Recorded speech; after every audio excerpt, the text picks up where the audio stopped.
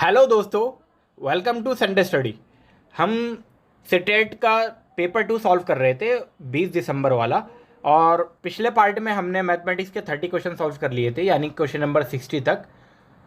और ये part number हमारा 3 है, जिसमें हम साइंस के 30 क्वेश्चन सॉल्व करेंगे। तो पेपर 2 साइंस के 30 क्वेश्चन। आने वाले पार्ट में हम लैंग्वेज के अलग अलग, फर्स्ट लैंग्वेज इंग्लिश, हिंदी और उर्दू भी सॉल्व करेंगे।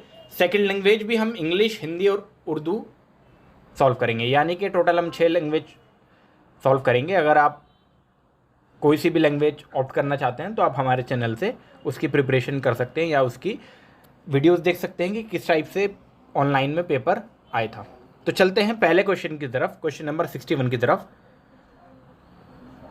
फर्स्ट क्वेश्चन में ये बोला गया है, क्वेश्चन नंबर 61 में, how many images will be form if you stand between the two plane mirrors position parallel to each other in a trail room of garment shop.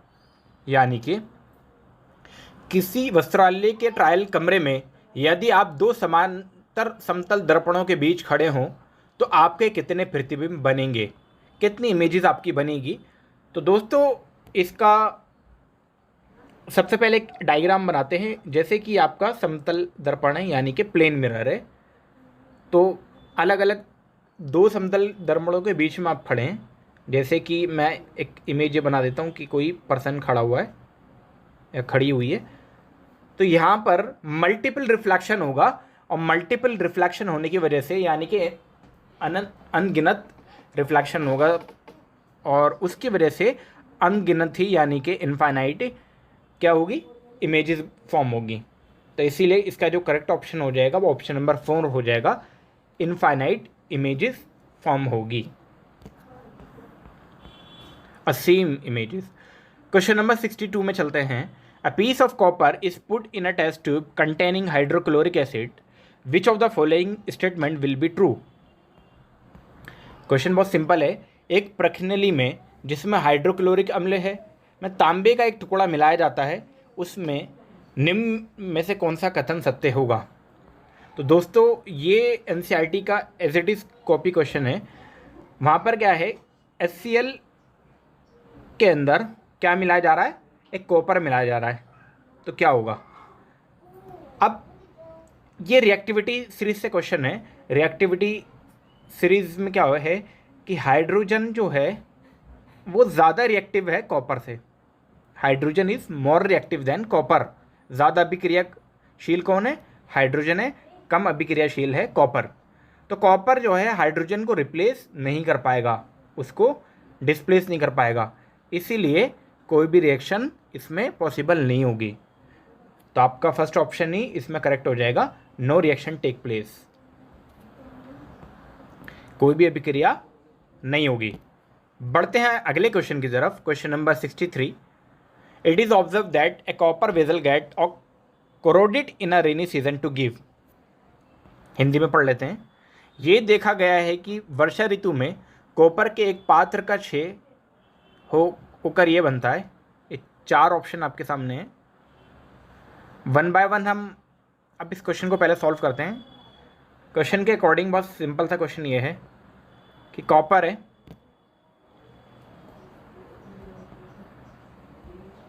Copper में अब environment है, environment में आपका water भी available होगा vapour की form में, carbon dioxide भी है और ऑक्सीजन भी है। तो जब ये रिएक्शन करती है, ये जब रिएक्ट होती है तो बनता है CuOH2 plus CO3, calcium carbonate और कैल्शियम हाइड्रोक्साइड फॉर्म होगा। तो दोस्तों देखते हैं ऑप्शन के according, reddish brown coating of copper oxide and copper hydroxide. Copper oxide तो नहीं बना है, copper greenish coating of copper hydroxide and copper carbonate. तो यहाँ पर देखो कॉपर कार्बोनेट भी मिल पा रहा है, कॉपर कार्बोनेट इसमें है लेकिन कॉपर ऑक्साइड है, तो ये ऑप्शन भी गलत। चौथा ऑप्शन है green coating of copper sulphide. Sulphide की तो बात ही नहीं की गई थी, यानी कि इसमें ऑप्शन नंबर आपका सेकेंड ही ठीक हो जाएगा, greenish coating of copper hydroxide and copper carbonate, ये फॉर्म होगा। यानी कि जो कॉपर हाइड्रोक्साइड था ये ग्रीनिश कलर का था, ग्रीनिश कलर। ऑप्शन नंबर इसका सेकंड, कॉपर हाइड्रोक्साइड और कॉपर कार्बोनेट की हरी परत। सॉरी, मैंने वहाँ उल्टा बता दिया आपको, कॉपर कार्बोनेट नहीं, कॉपर कार्बोनेट की हरी परत होगी, ये होगी हरी परत, यानी कि ग्रीनिश ऊपर नहीं थी, ग्रीनिश कॉपर कार्बोनेट होगी। बढ़ते हैं अब अगले क्वेश्चन की तरफ दोस्तों, और अगले क्वेश्चन में ये बोला गया है, which of the following household substance will turn red litmus to blue. अब रेड लिटमस टू ब्लू कौन करता है, ये आपको एक ट्रिक पता होनी चाहिए। वैसे पहले सबसे पहले हिंदी का इसका क्वेश्चन पढ़ लेते हैं। निम्नलिखित में से कौन सा घरेलू पदार्थ लाल लिटमस को नीला करेगा। तो लाल को नीला करने का कौन सा करता है ये देखते हैं। Baking soda, vinegar, lemon juice या ब्लीच। तो दोस्तों ये जो रेड को जो नीला करेगा वो बेस करता है, और इसमें बेस दो हैं, यानी कि क्षार, एक है बेकिंग सोडा और एक है ब्लीच, यानी कि ए और डी। ए और डी कौन कौन से ऑप्शन में मिल पा रहे हैं, ऑप्शन नंबर 4 में, इसीलिए 4 इसका करेक्ट हो जाएगा। अब एक ट्रिक ये है, इसको याद करने की क्या है, बेस जो होता है, बेस यानी कि क्षार, वो करता क्या है, एक ट्रिक याद करो, बी बी बी, बस इतना याद करो। बी से बेस, बी से बिटर और बी से ब्लू। ये आफ्टर टर्न की बात कही है, मतलब कन्वर्ट होने के बाद।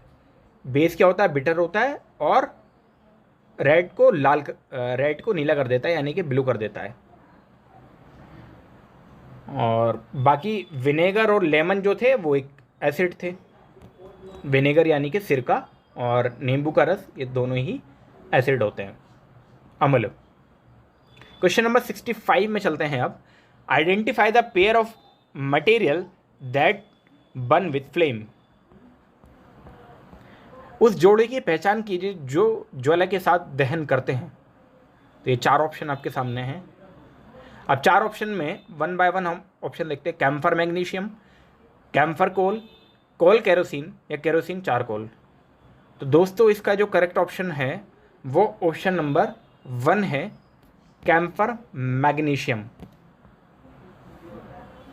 यही बर्न करते हैं। क्वेश्चन नंबर 65 के बाद 66 की तरफ चलते हैं। Which of the following statement are always true about the process of cloning. Cloning का मतलब होता है एक जैसी संतान उत्पन्न करने को। क्लोनिंग के संदर्भ में निम्नलिखित में से कौन सा कथन सर्वथा सही है। तो ये 3 ऑप्शन है, और फिर वन बाय वन हम ऑप्शन को देखते हैं।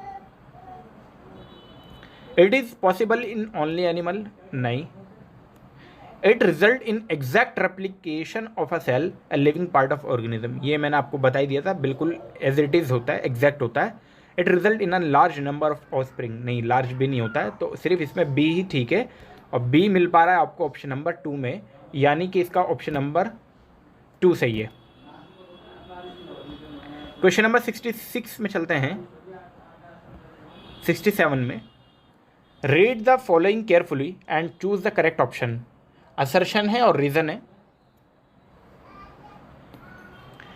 असर्शन है, a plastic bottle half filled with boiling water and tightly capped therefore get crush when allow to rest for some time.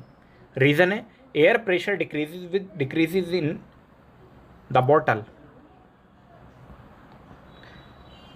कथन ए है, उबलते हुए जल से आधी भरी तथा कस कर बंद की गई प्लास्टिक की एक बोतल कुछ समय के लिए शांत छोड़ देने पर टूट जाती है। कारण ये दे रखा है, बोतल का तापमान कम होने पर हवा का दबाव कम हो जाता है। दोस्तों बोतल का तापमान कम होने पर हवा का दबाव कम हो रहा है, तो ये बिल्कुल बात सही है। आपने एक इक्वेशन पढ़ी होगी जिसको जानते हैं PV = nRT। तो यहाँ से हम अगर इक्वेशन निकालते हैं तो P is directly proportional to T, यानी कि टेम्परेचर अगर डिक्रीज होगा तो प्रेशर भी क्या होगा, कम होगा। तो ये बिल्कुल स्टेटमेंट बिल्कुल ठीक है, और पहला वाला भी ठीक है। तो इसीलिए इसका करेक्ट ऑप्शन नंबर 1 है कि both A and R correct and R is the correct explanation of A. इसीलिए फूटती है क्योंकि वो जो इन्होंने एक्सप्लेनेशन दिया हुआ है कि टेम्परेचर कम होने से एयर का जो प्रेशर है वो कम हो जाएगा, वो बिल्कुल सही है। 66 के बाद 67 के बाद क्वेश्चन नंबर 68 में चलते हैं। Choose the incorrect statement. तो दोस्तों यहाँ पर इनकरेक्ट स्टेटमेंट फाइंड करनी है, गलत कथन चुनिए। 4 ऑप्शन आपके सामने ये है हिंदी में। अब 1 बाय 1 हम ऑप्शन पढ़ लेते हैं। Magnet lose their properties on heating. Bar magnet should be kept in pair with their unlike pole on the same side. Similar pole of magnet repel each other, and nickel and cobalt do not get attracted by magnet. तो दोस्तों पहला वाला तो statement सही थी। Magnet lose their properties on heating से magnet जो है अपनी प्रॉपर्टी को लूज कर देता है या खो देता है। दूसरी स्टेटमेंट है bar magnet should be kept in pair with their unlike pole on the same side. तो बिल्कुल ठीक है ये स्टेटमेंट भी कि जो अनलाइक पोल होते हैं, जो नॉर्थ पोल और साउथ पोल एक साइड होगी तभी तो चिपकेगी। Similar pole of magnet repel each other. North pole आपस में एक दूसरे को दूर भगाते हैं, ये इसको इधर भगाएगा, ये इसको इधर भगाएगा, ये बात बिल्कुल सही है। चौथी स्टेटमेंट है निकल and cobalt do not get attracted by magnet. तो दोस्तों ये स्टेटमेंट बिल्कुल गलत थी और गलत ही स्टेटमेंट पूछी गई थी, क्योंकि निकल और कोबाल्ट जो है मैग्नेट में अट्रैक्ट होते हैं। क्यों होते हैं? क्योंकि इसमें अनपेयर्ड इलेक्ट्रॉन प्रेजेंट होते हैं, इसलिए ये अट्रैक्ट करते हैं। निकल और कोबाल्ट में दोनों में ही अनपेयर्ड इलेक्ट्रॉन होते हैं और अनपेयर्ड इलेक्ट्रॉन होने की वजह से ही अट्रैक्शन उनके अंदर डेवलप होता है। क्वेश्चन नंबर 69 में देखते हैं। An object is place in front of a convex lens in such a way that it's real and magnified image is form on the other side if the top half of the convex lens is covered with the black या opaque paper then। पहले हिंदी में पढ़ लेते हैं, फिर 1 by 1 हम option को देखेंगे। किसी बिंब को किसी उत्तल लेंस के सामने इस प्रकार रखा गया है कि उसका वास्तविक और आवर्धित प्रतिबिंब लेंस के दूसरी ओर बनता है। यदि उत्तल लेंस के ऊपरी आधे भाग को किसी काले या अपारदर्शी कागज से ढक दिया गया तो ये। दोस्तों ये क्वेश्चन CBSE ने कई बार बच्चों से अपने एग्ज़ाम में पूछा गया है। जो 10th क्लास का एग्ज़ाम है, बोर्ड के एग्ज़ाम में ये क्वेश्चन कई बार रिपीटेड हुआ है और इस बार ये सीटेट में पूछ लिया गया है। तो होगा तो कुछ ही नहीं, बस इसमें एक ही करेक्ट ऑप्शन है। ऑप्शन हम पढ़ लेते हैं। Image magnified will be reduce, बिल्कुल नहीं, ये गलत है। The top half of the image will vanish, ये भी गलत है। Bottom half of the image will vanish मतलब ख़त्म हो जाएगी, ये भी गलत है। The sharpness of image will be reduce, ये सही है दोस्तों कि जो शार्पनेस है वो कम हो जाएगी, यानी कि प्रतिबिंब की तीव्रता घट जाएगी। बस ये इसका करेक्ट ऑप्शन हो जाएगा। क्वेश्चन नंबर 70 में चलते हैं अब। A car that can travel a maximum speed of 120 km/h take 7 hours 45 minutes to cover a distance of 372 km. What is the difference between the maximum and the average speed of this car? Hindi में पढ़ लेते हैं। एक car जो 120 kilometre प्रति घंटे की अधिकतम चाल से गति कर सकती है, 372 किलोमीटर की दूरी 7 घंटा 45 मिनट में तय करती है। इस कार की अधिकतम और औसत चाल में कितना अंतर है? तो दोस्तों इसमें आपको क्या है कि अगर आपको एवरेज डिस्टेंस का फॉर्मूला याद है तो आप ये क्वेश्चन इजीली सॉल्व कर पाओगे। पहली बात तो यहाँ 7 घंटा 45 मिनट की बात की गई है, तो 45 मिनट है तो उसको हम पहले आर में कन्वर्ट कर देते हैं कि टोटल कितना आर होगा। तो टाइम हम पहले कर देते हैं कन्वर्ट। 7 घंटा 45 मिनट को मैं लिख सकता हूँ 7 + 45/60। जब इसको काटेंगे तो ये 3 से गया, 15 से ये 3 टाइम गया और ये गया 4 टाइम। जब इसको सॉल्यूशन आप करोगे एलसीएम लेकर तो आएगा 31/4 आर, इतना आर आ जाएगा। इसको फ्रैक्शन में ना रखकर इसी फॉर्म में रखेंगे। आप जानते हैं एवरेज स्पीड का फॉर्मूला होता है एवरेज स्पीड बराबर होता है टोटल डिस्टेंस, TD लिख दिया मैंने, और total time taken, total time. तो टोटल डिस्टेंस था आपके पास 372 किलोमीटर और टोटल टाइम था आपके पास 31/4। तो दोस्तों 4 गया ऊपर मल्टीप्लाई में, तो क्या आएगा 331 इंटू 4/31। इसका सॉल्यूशन करेंगे तो 31 से ये जाएगा 12 टाइम, और 12 चौक होता है 48, 48 किलोमीटर पर आवर। ये आ गई एवरेज स्पीड। अब जो क्वेश्चन में पूछा गया था, क्वेश्चन में ही पूछा गया था 120 किलोमीटर पर आवर उसकी मैक्सिमम स्पीड थी, तो मैक्सिमम स्पीड और एवरेज स्पीड में हमें डिफरेंस फाइंड करना है। तो 120 में से हम कितना आई 48 को माइनस करेंगे, 48 को जब माइनस किया तो कितना आएगा 72 किलोमीटर पर आवर। यही इसका करेक्ट ऑप्शन हो जाएगा, यानी कि ऑप्शन नंबर इसका 3rd ठीक हो जाएगा। दोनों में डिफरेंस इतना है। बढ़ते हैं क्वेश्चन नंबर 71 की तरफ। विच of the following statement is incorrect in the context of earthquake. यहाँ पर गलत स्टेटमेंट पूछी गई है। इनकरेक्ट स्टेटमेंट कौन सी है?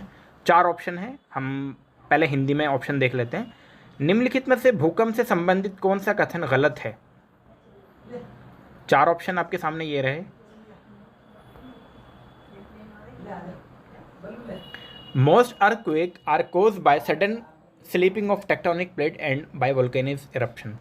तो ये तो दोस्तों सही है कि ज़्यादातर जो अर्थक्वेक होते हैं वो टेक्टोनिक प्लेट के टकराने से या स्लिप होने से या वोल्केनो जब फटता है, इरप्शन जब होता है तब होते हैं। दूसरी स्टेटमेंट है an earthquake of magnitude of 3.0 on Richter scale can trigger a tsunami. दोस्तों ये गलत है, क्योंकि 3.0 का मतलब ज़्यादा बड़ा अर्थक्वेक नहीं होता है। जितनी वैल्यू रिक्टर स्केल पे ज़्यादा होती है उतना ही बड़ा अर्थक्वेक होता है।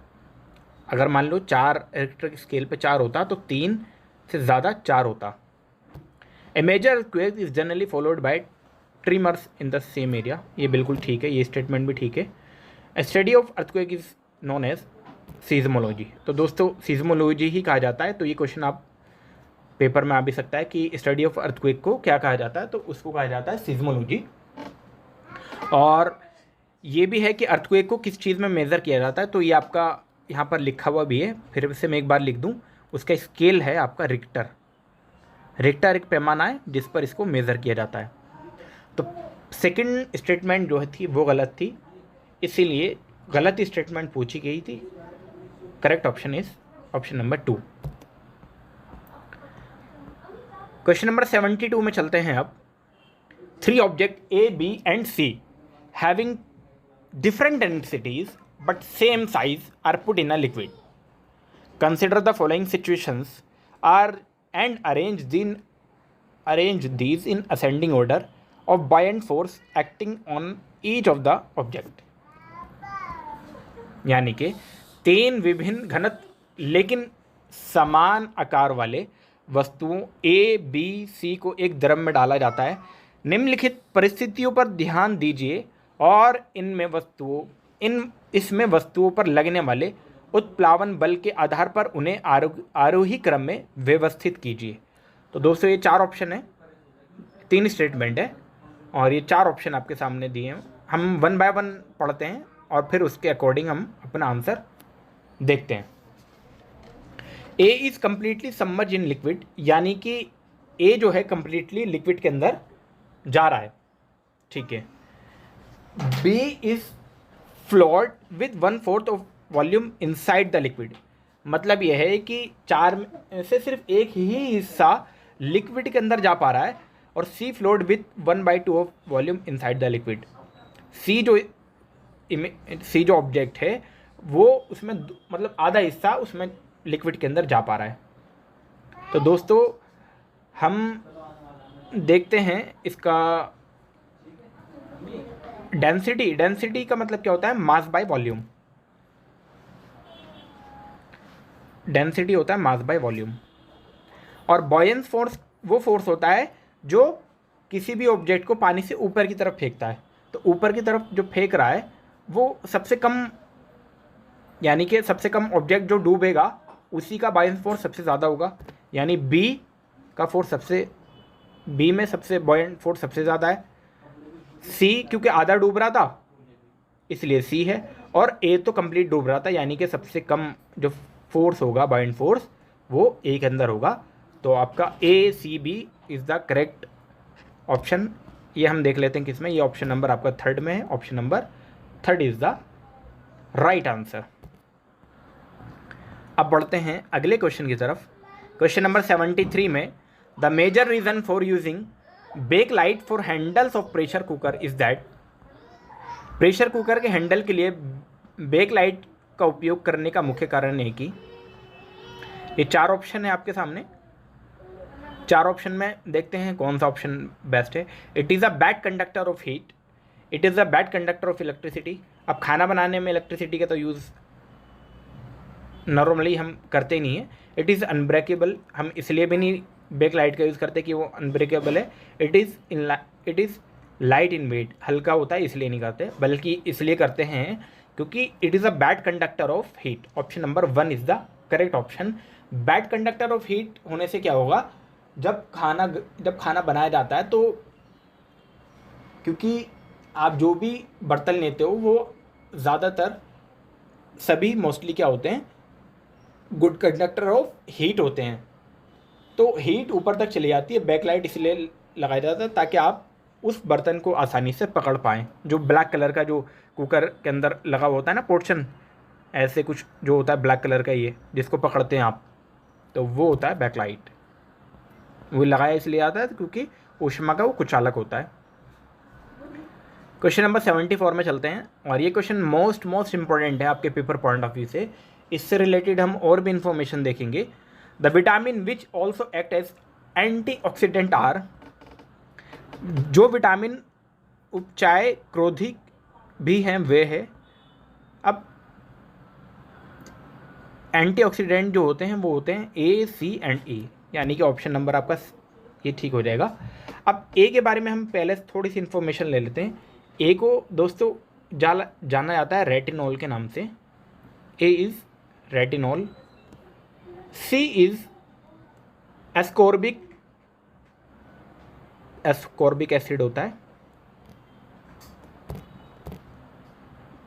एस्कॉर्बिक। और आपका ई जो है वो कहलाता है टोकोफेरोल। ये पेपर में नाम आपसे पूछ लिए जाएंगे। और भी हम देखते हैं, विटामिन डी को कहा जाता है कैल्सीफेरोल, और विटामिन के जो होता है इसको कहा जाता है क्यूनोन इसको कहा जाता है। तो ये आप स्क्रीनशॉट ले लें या अपनी कॉपी में लिख लें। A is retinol, C is ascorbic acid, और E is tocopherol, D is calciferol and Q is quinone. तो ये एक्स्ट्रा पॉइंट था इसमें। बढ़ते हैं क्वेश्चन नंबर 75 में, और 75 क्वेश्चन में ये बोला गया है, the following table are presence of absence of certain cell organelle in 3 cell A B C, what could A B C. निम्न सारणी 3 कोशिका ए बी सी में कुछ कोशिकाओं की उपस्थिति या अनुपस्थिति को दर्शाता है। ए बी सी की पहचान कीजिए। तो यहाँ पर देखते हैं, ये आपको दे रखा है, यानी कि साइटोप्लाज्म जो है ए के अंदर भी प्रेजेंट है, बी के अंदर भी, सी के अंदर भी। न्यूक्लियस भी ए के अंदर प्रेजेंट है, बी के अंदर भी और सी के अंदर भी। सेल वॉल जो है ए के अंदर प्रेजेंट है लेकिन बी के अंदर प्रेजेंट नहीं है, लेकिन सी में ये प्रेजेंट है आपका। सेल मेम्ब्रेन ए में भी प्रेजेंट है, बी में भी, सी में भी। क्लोरोप्लास्ट जो है ए के अंदर प्रेजेंट है, यानी कि क्लोरोप्लास्ट, दैट मीन्स क्लोरोप्लास्ट से हमें पता चल गया कि ए तो पक्का प्लांट है। ए जो है प्लांट सेल की बात कर रहा है, ठीक है। बी और सी हमारा रहता है, बी और सी हमारा रहता है। अब बी की जो पहचान होगी, सेल वॉल जो होता है बी के अंदर प्रेजेंट नहीं होता है। सेल वॉल प्रेजेंट ना होने की वजह से ही ये बन गया जाएगा आपका एनिमल सेल, लेकिन सी के अंदर सेल वॉल प्रेजेंट है तो इसीलिए बन जाएगा आपका प्लांट सेल बस। लेकिन आप ये भी देखोगे कि इसमें क्लोरोप्लास्ट नहीं है सी के अंदर, लेकिन सेल वॉल इसमें प्रेजेंट है। सेल वॉल होने की वजह से ये प्लांट बन जाएगा, प्लांट सेल बन जाएगा। तो आपका क्या बन गया? Plant animal plant, plant animal plant, यानी कि ऑप्शन नंबर 1 ही इसका ठीक है। आप देख पाओगे पहला A is plant, B is animal and C is plant cell. बढ़ते हैं क्वेश्चन नंबर 76 की तरफ, और क्वेश्चन नंबर 76 में ये बोला गया है consider the following statement and choose the correct option. निम्न कथनों में से सही कथन का चुनाव करिए।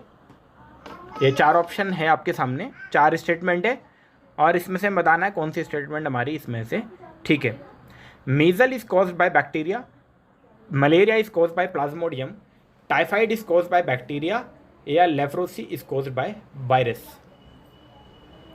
तो दोस्तों इसमें जो है बी और सी तो करेक्ट इंफॉर्मेशन दे रखी है आपको, बी और C. Malaria is caused by plasmodium and typhoid is caused by bacteria. लेकिन लेप्रोसी जो है वायरस से नहीं होता है, लेप्रोसी जो होता है ये आपका एक बैक्टीरिया है जिसको कहा जाता है माइकोबैक्टीरियम लेप्रे, माइकोबैक्टीरियम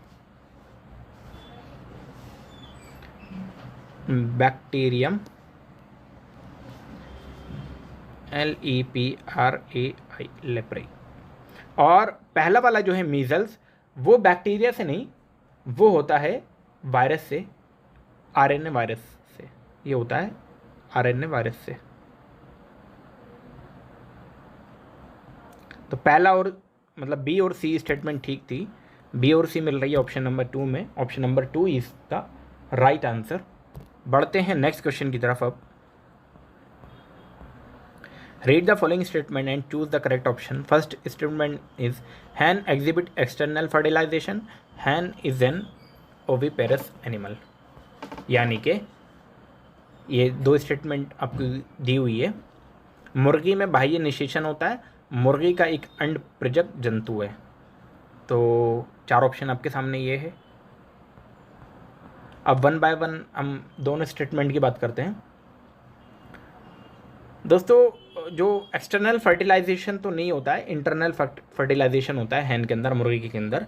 तो पहली स्टेटमेंट तो गलत हो गई।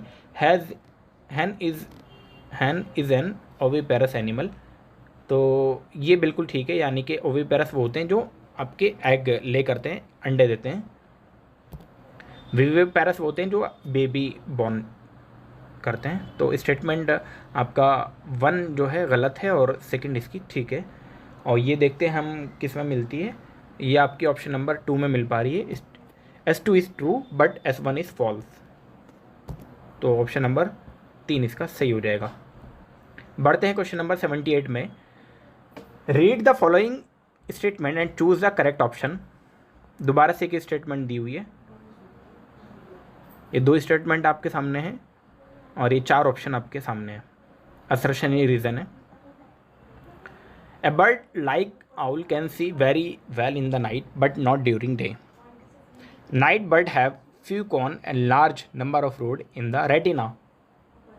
तो दोस्तों ये दोनों ही स्टेटमेंट ठीक है, ये भी ठीक है और ये भी ठीक है।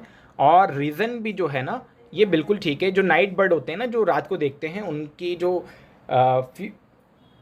फ्यू कोन होती है उनमें large number of road in the retina, road जो होती है रेटिना में ज़्यादा होती हैं, ये बिल्कुल ठीक है। और ये आपको मिल पा रहा ऑप्शन नंबर 1 में ही, option number 1 is the right answer. बढ़ते हैं नेक्स्ट क्वेश्चन की तरफ। अब increasing the consumption of which of the following would you help increase the level of carbohydrate in your body.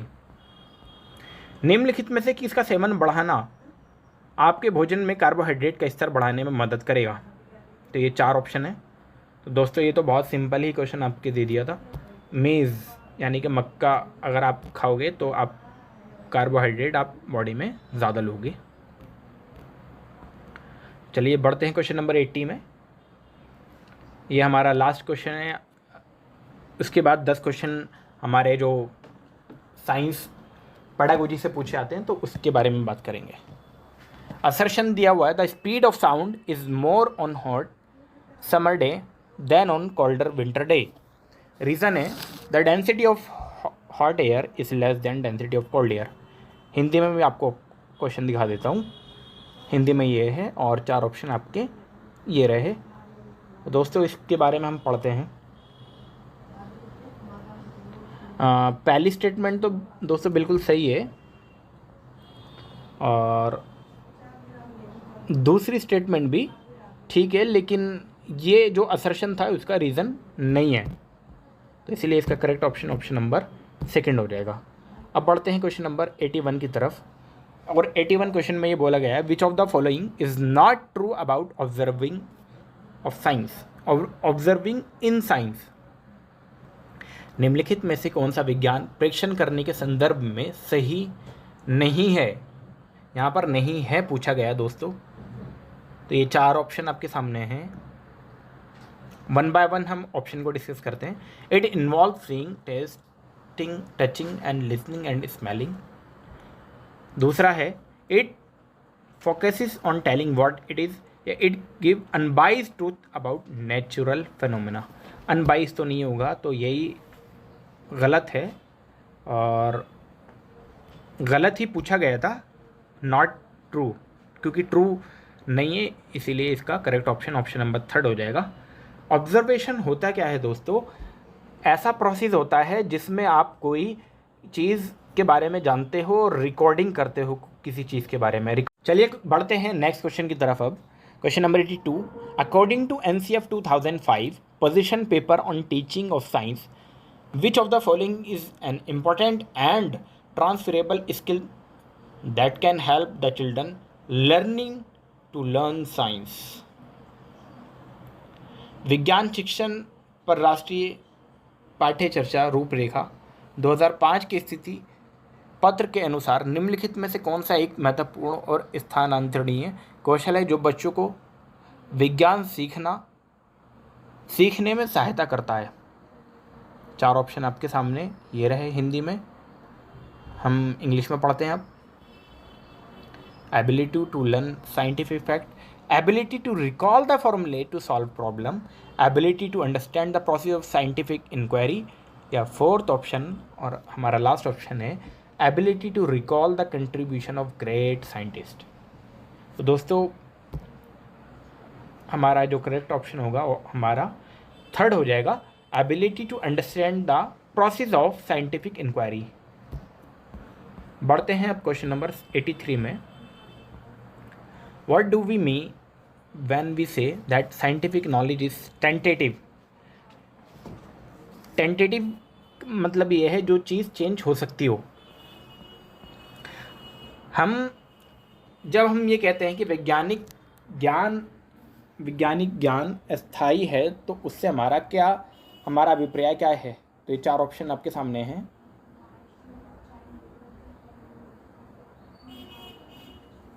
अब इंग्लिश में हम 1 बाय 1 ऑप्शन पढ़ेंगे। That the current scientific theories are undependable और flimsy. तो ये तो आपका यहाँ पर पूछा गया। अच्छा, टेंटेटिव नॉलेज के बारे में, तो ये तो स्टेटमेंट गलत हो गई इसके बारे में। The scientific knowledge is not reliable and durable. होती है ड्यूरेबल और रिलायबल भी होती है, तो ये स्टेटमेंट भी गलत हो गई।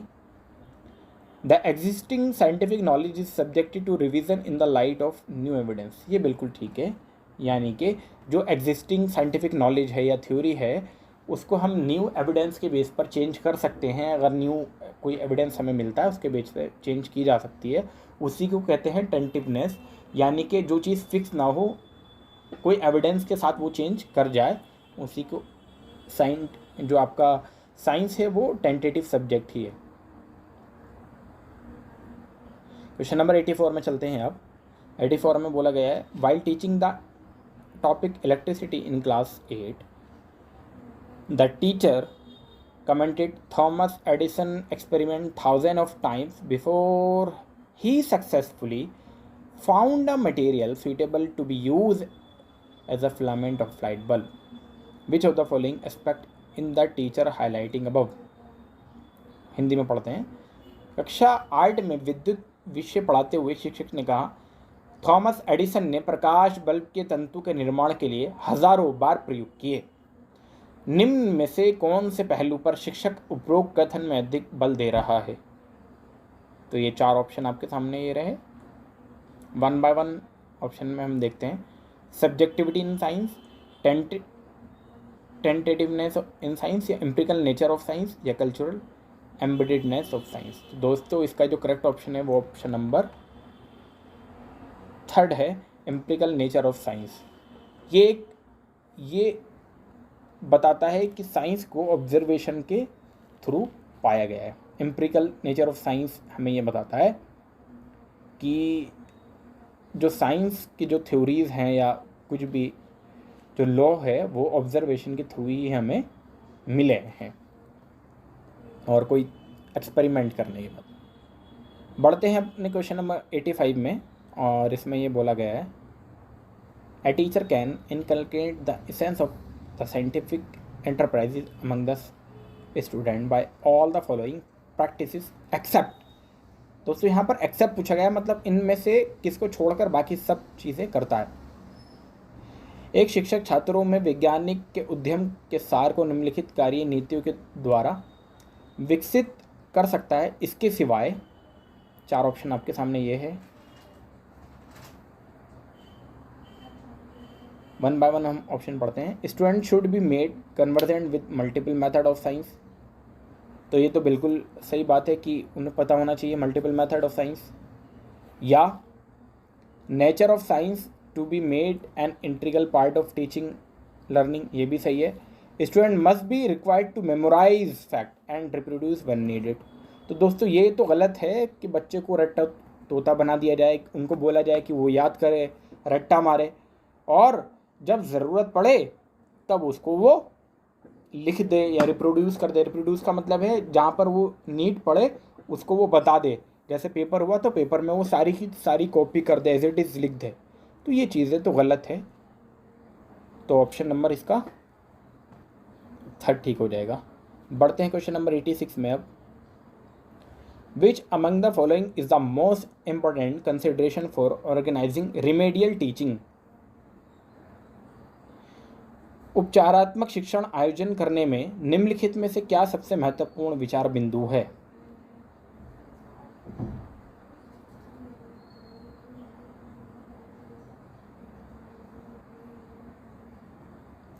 Paying attention to individual rate of progress, inclusion of several group activities. तो ज़्यादा जो पूछा गया है इसमें रिमेडियल ऑफ टीचिंग, या कंप्लीशन ऑफ इंटायर सिलेबस, नहीं। Paying attention to examination pattern, नहीं। यहाँ पर रिमेडियल टीचिंग पूछा गया है, यानी कि हमें बच्चों की रेट को ध्यान में रखते हुए उनके ऊपर अटेंशन देना होगा। कोई बच्चा थोड़ा लेट से सीखता है, कोई थोड़ा जल्दी सीख जाता है, तो हमें बच्चों के रेट के हिसाब से चलना है, ना कि उस रेट के बच्चे के हिसाब से चलना है जो सबसे ज़्यादा तेज़ सीख जाए। हमें जो सबसे कम समय में बच्चा सीख पा रहा है उसको रेट को भी ध्यान में रखते हुए अपनी क्लासेस को आगे कंटिन्यू बढ़ाना होता है। इसलिए इसका करेक्ट ऑप्शन ऑप्शन नंबर 1 हो जाएगा।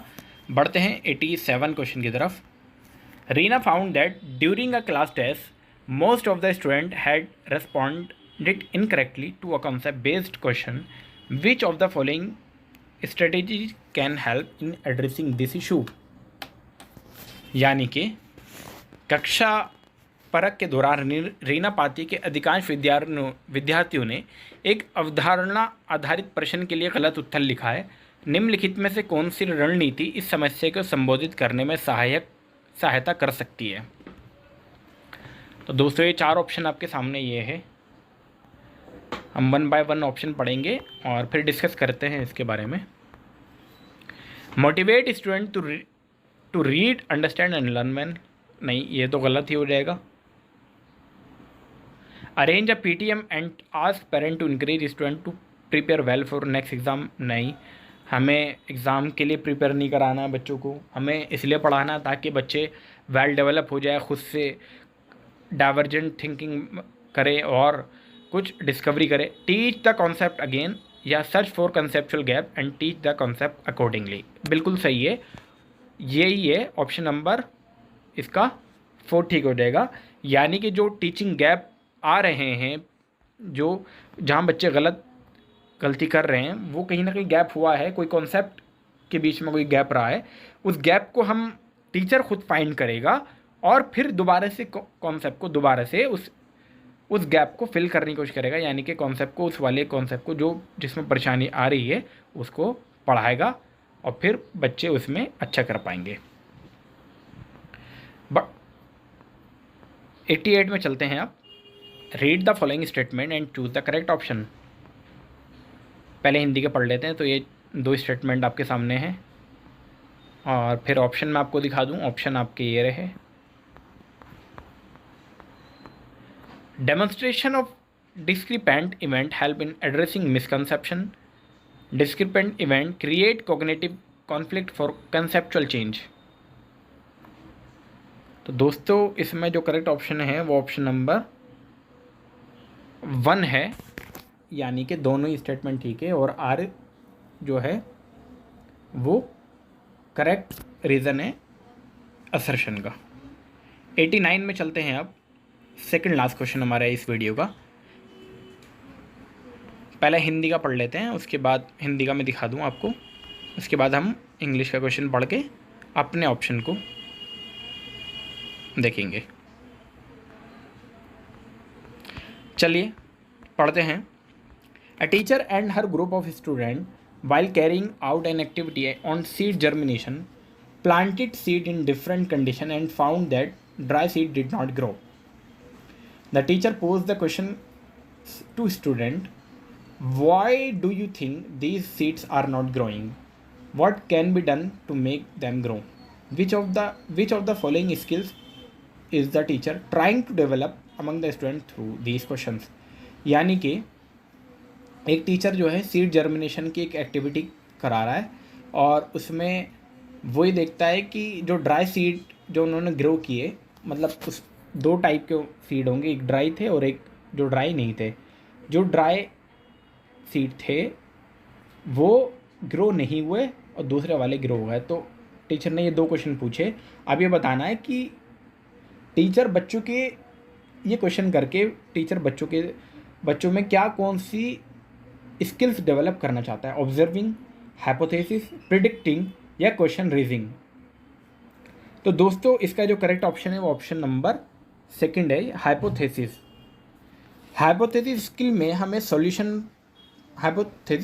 हमें सॉल्यूशन प्रोवाइड कराती है ऑब्जर्वेशन, क्वेश्चन और जो फैक्ट हैं उनके बेस पर, और हमें बताती है how and why event occur, यानी कि कोई भी इवेंट होगा वो कैसे हुआ है और क्यों हुआ है, हाउ एंड वाई, ये हमें बताती है हाइपोथेसिस। दोस्तों हम इस वीडियो के लास्ट क्वेश्चन में चलते हैं। ये है which of the following statement are correct अब रिगार्डिंग स्टेटमेंट इन साइंस। निम्नलिखित में से कौन सा व्यक्ति विज्ञान में आकलन करने के संदर्भ में सही है। तो ये 4 ऑप्शन है और उसके बाद 4 स्टेटमेंट के बाद 4 ऑप्शन है। हम 1 बाय 1 ऑप्शन को देखते हैं। Continuous assessment dilute teaching learning. तो दोस्तों ये तो गलत है, ये पहली स्टेटमेंट तो गलत हो गई। दूसरी स्टेटमेंट है it is impractical to record each task of each student. तो ये स्टेटमेंट भी गलत है, बल्कि हम कर सकते हैं। Qualitative criteria help in meaningful assessment. तो ये ठीक है। Every concept need not to be tested. बिल्कुल सही है, हर कॉन्सेप्ट को टेस्ट नहीं किया जा सकता। एग्जाम्पल के तौर पे मैं आपको इसका बता दूं, जैसे सूरज जो है वो उसके बारे में हम टेस्ट नहीं कर सकते कि ये ऑलरेडी अंडरस्टूड है चीज़ें कि सन कहाँ से निकलता है और कहाँ डूबता है, ये अंडरस्टूड है चीज़ें। Sunrise in the east and sunset in the west. तो इसके बारे में मैं कंसेप्ट को टेस्ट करने की ज़रूरत नहीं है, वो अंडरस्टूड होती है। तो सी और D is the correct option, यानी कि ऑप्शन नंबर 2 इसका सही हो जाएगा। तो दोस्तों ये थे टोटल 30 क्वेश्चन साइंस के। इससे पहले हमने CDP और मैथ्स के क्वेश्चन भी कवर कर चुके हैं, जिसका अगर आपने वो नहीं देखे तो उसका लिंक भी आपको हमारे डिस्क्रिप्शन बॉक्स में मिल जाएगा। और इस क्वेश्चन पेपर का PDF आपको हमारे टेलीग्राम पर मिल जाएगा, जिसका लिंक भी आपको हमारे डिस्क्रिप्शन में मिल जाएगा। अगर आप चैनल पर नए हैं तो आप हमारे चैनल को सब्सक्राइब करना ना भूलें और आने वाली वीडियोस के लिए बेल आइकन को ज़रूर दबाएं। वीडियो में बने रहने के लिए आपका बहुत बहुत शुक्रिया।